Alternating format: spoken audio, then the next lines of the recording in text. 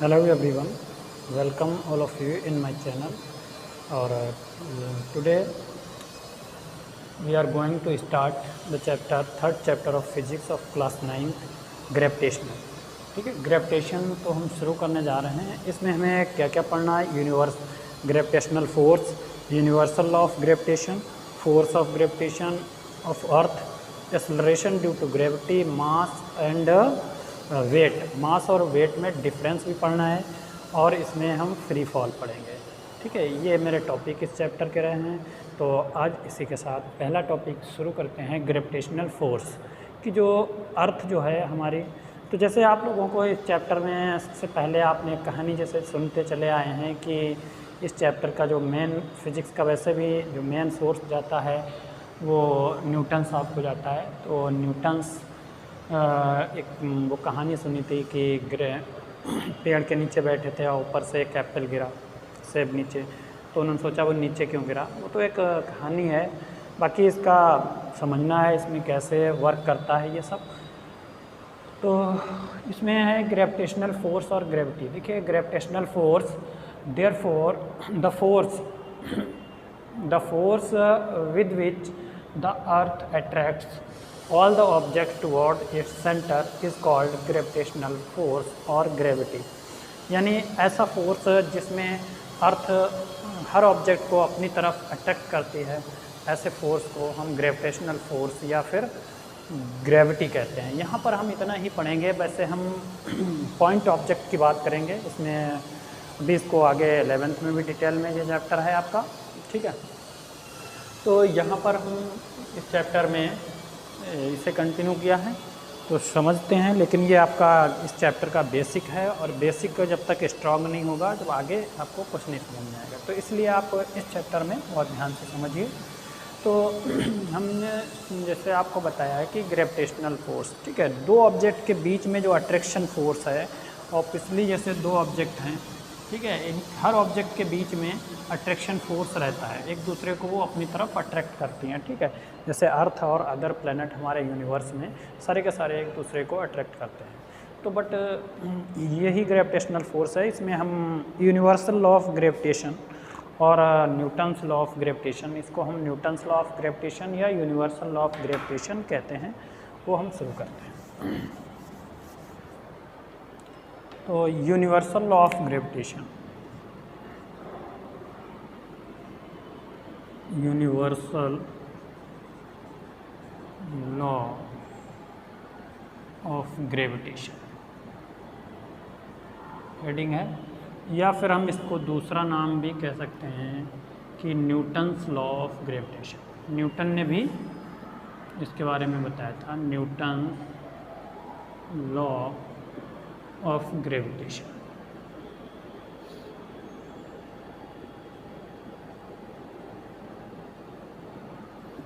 अब थोड़ा एनर्जेटिक नहीं। तो न्यूटन्स लॉ ऑफ ग्रेविटेशन भी कह सकते हैं कि इन्होंने अकॉर्डिंग टू दिस लॉ, इस लॉ के अकॉर्डिंग क्या बताया कि हर वो ऑब्जेक्ट यानी every particle of matter in the universe attract every other particle with the force of which what is it directly as the product of masses and the, ठीक है। तो इन्होंने कहा है कि इसके अकॉर्डिंग कि हर पार्टिकल यूनिवर्स में जो पार्टिकल हैं जितने भी, क्योंकि ये पॉइंट मास पे ही ये फॉर्मूला वर्क करेगा, तो जितने भी पार्टिकल हैं, जितने यूनिवर्स में सारे प्लैनेट, चाहे वो हैवी बॉडीज हों या फिर छोटे पार्टिकल्स हों, वो एक दूसरे को आपस में अट्रैक्ट करते हैं।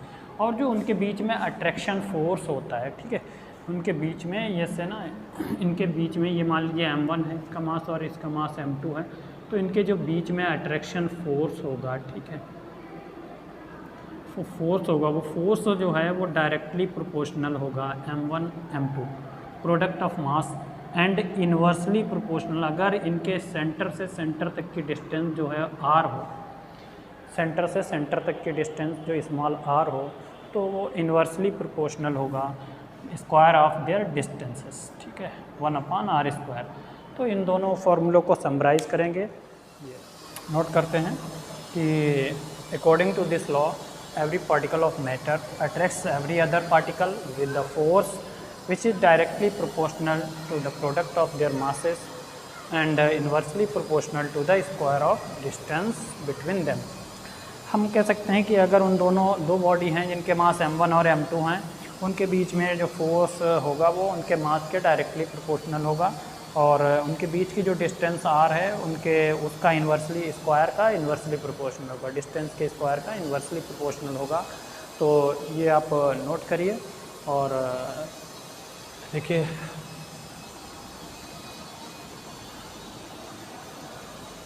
अगर हम इस फॉर्मूले को कंबाइन कर देते हैं, ऑन कंबाइनिंग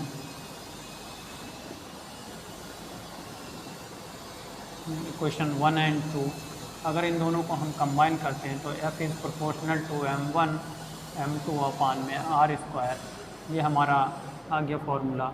और इसके बाद हमारा बनेगा नोट कर लीजिए ये, ठीक है।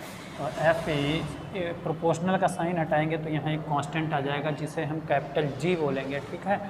और ये m1 m2 अपान में r स्क्वायर, तो हमारा ये फॉर्मूला निकल के आया है, ठीक है। यहाँ पर जो कैपिटल G है वो क्या है नोट कर लीजिए, ठीक है। Where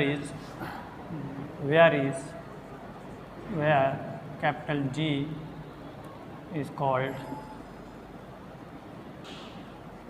universal constant, constant of gravity भी लिख सकते हो, यूनिवर्सल कांस्टेंट, यूनिवर्सल कांस्टेंट। तो ये कांस्टेंट है, यूनिवर्सल कांस्टेंट ऑफ फोर्स है, ठीक है।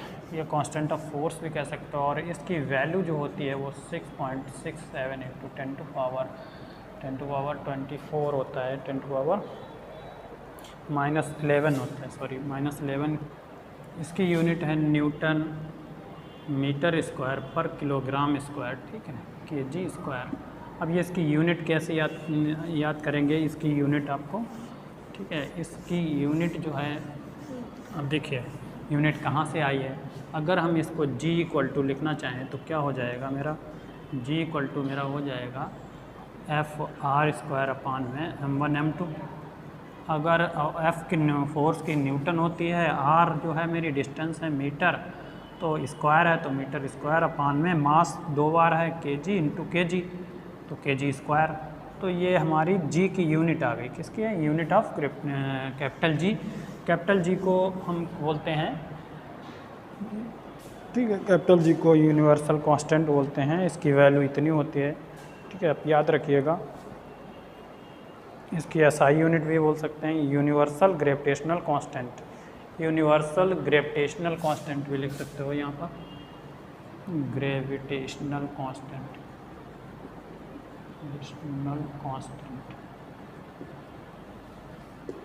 तो यूनिवर्सल ग्रेविटेशनल कांस्टेंट इसकी यूनिट होती है, आप नोट करिए। ये अगर आपसे क्वेश्चन आ जाता है कि डिफाइन यूनिवर्सल ग्रेविटेशनल कांस्टेंट या डिफाइन कैपिटल G, तो इसके अगर डेफिनीशन आ जाए तो सो सिंपल, क्योंकि ये देखिए ऐसे करके अगर G इक्वल टू आपको पता है F m स्क्वायर अपान में क्या हो जाएगा, F r स्क्वायर अपान में, F r स्क्वायर अपान में, ठीक है, m1 m2, ठीक। तो ये आपका formula F r square upon G m1 m2 हुआ।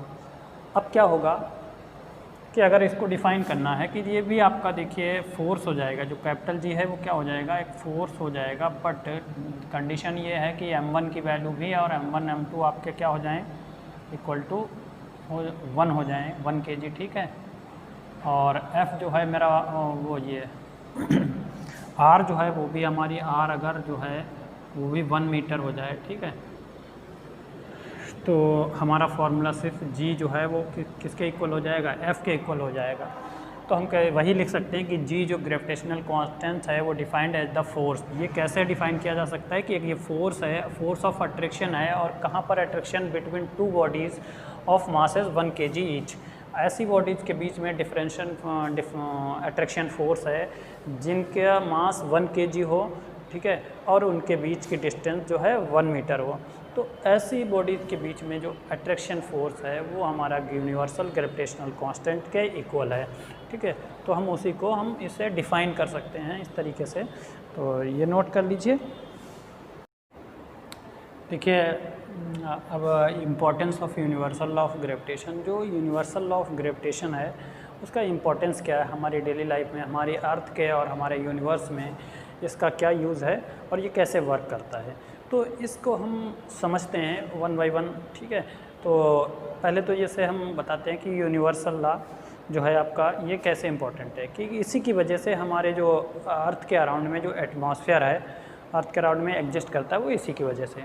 और इसके बाद में all the planets revolve around the sun, ठीक है, due to the gravitational force between the sun and planets. Sun और प्लैनेट, सन भी अपना फोर्स एग्जिस्ट करता है, ठीक है, अट्रैक्ट करता है और सारे प्लैनेट को। तो जो सन और सारे प्लैनेट जो आपस में बाउंड हैं हमारे यूनिवर्स में जितने भी, तो वो यूनिवर्सल, यही यूनिवर्सल लॉ ऑफ ग्रेविटेशन, मतलब इस ग्रेविटेशनल फोर्स की वजह से ही वो एग्जिस्ट कर रहा है हमारा यूनिवर्स। तो इसके बाद में हम और भी टॉपिक हैं जैसे मून और ऑल आर्टिफिशियल सैटेलाइट, जितने भी आर्टिफिशियल सैटेलाइट हैं और मून है वो भी हमारे इसी अर्थ की ग्रेविटेशन की वजह से ही एग्जिस्ट कर रहे हैं। ये अर्थ का ग्रेविटेशनल फोर्स हो गया, बाकी जितने भी ग्रेविटेशनल ये जितने यूनिवर्स में प्लैनेट हैं, एस्ट्रॉयड हैं, जो भी एग्जिस्ट कर रहे हैं यूनिवर्स में, जो ऑब्जेक्ट एग्जिस्ट कर रही है वो इसी फोर्स की वजह से एग्जिस्ट है, ठीक है। तो और भी जैसे इसके बाद में कि tides in ocean takes place, जो ओशियन जो समुद्र है ओशियंस, और उनमें जो टाइड्स आते हैं, जो पानी ऊपर की तरफ उठता है due to the gravitational force between the moon and water in oceans, ठीक है। मून और उसके और समुद्र में पानी की वजह ऊपर उठता है, अट्रैक्शन की वजह से उठता है, ठीक है। तो और rainfall and snowfall is possible only due to the gravitational force of the earth, ठीक है। जो रेनफॉल होती है, स्नोफॉल होती है, ये अर्थ के ग्रेविटेशनल अट्रैक्शन फोर्स की वजह से ही होती है। और आपके जो भी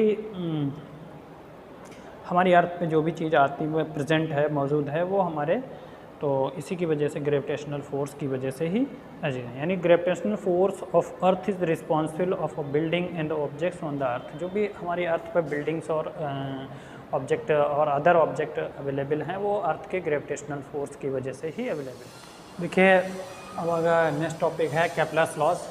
तो केपलर्स लॉज भी हमारे जो न्यूटन्स लॉ के बाद में केपलर्स लॉ हैं, ये भी 11th में डिटेल में पढ़ेंगे, इनके डेरिवेशन भी पढ़ेंगे, इनके फॉर्मूले भी।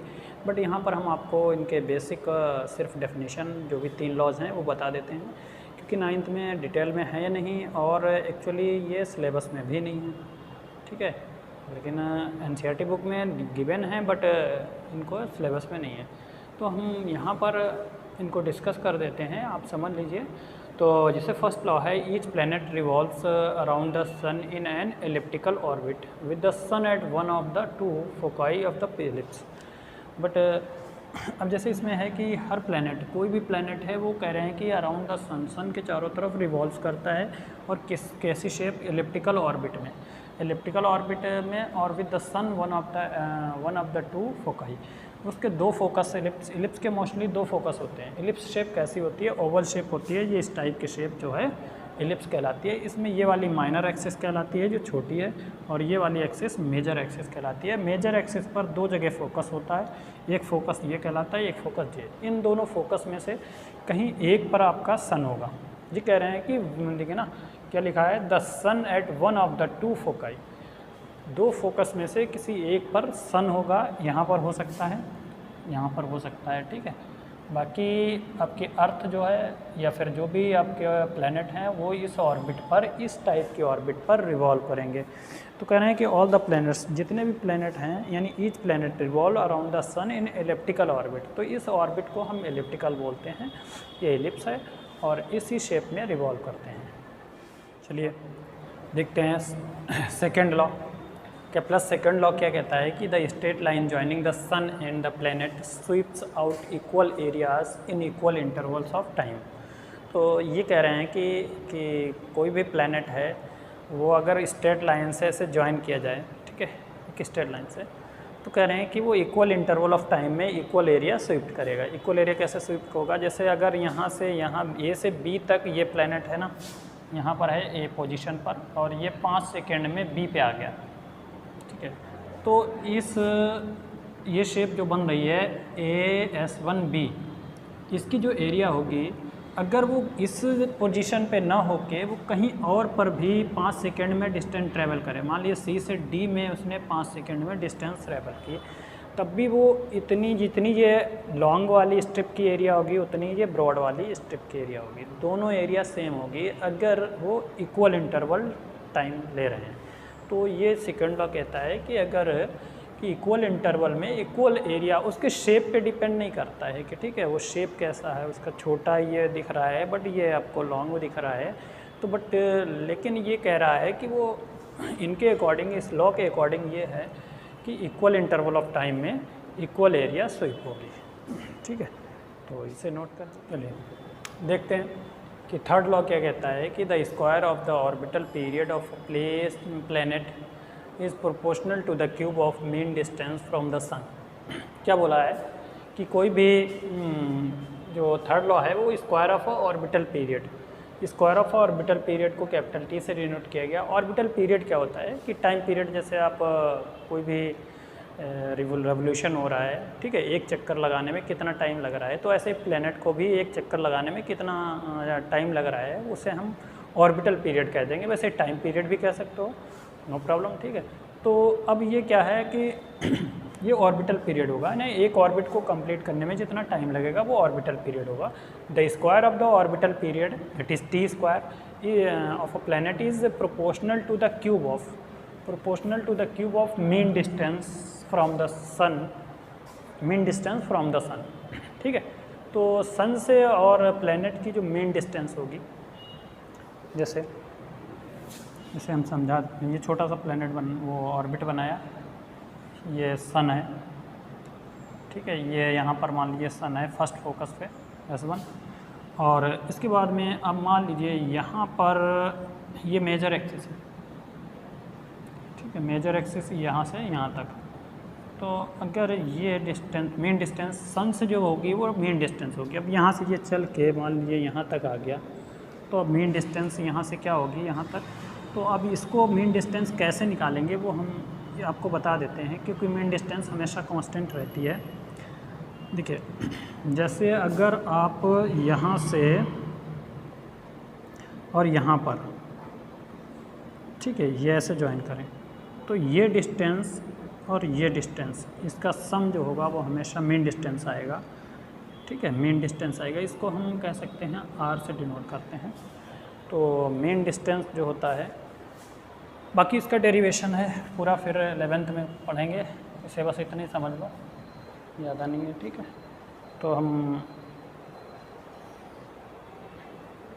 आज के लिए इतना ही, और अगली वीडियो में फिर हम डिस्कस करेंगे, कुछ न्यूमेरिकल्स होंगे, 1-2 वीडियो और होंगी। ये चैप्टर बहुत छोटा सा है और इस चैप्टर बहुत छोटा सा जल्दी ओवर हो जाएगा 2-3 वीडियो में। तो नेक्स्ट वीडियो में कुछ न्यूमेरिकल्स और कुछ डेफिनेशंस होंगी। इसके बाद में अगली थोड़ा सा बचा हुआ फ्री फॉल है, और difference between small g and capital G, मास और फोर्स में वेट में डिफरेंस है। तो लगभग 2-3 वीडियो होंगी, तो उसमें ये ओवर हो जाएगा। ठीक है, इतना नोट करिए। Have a nice day.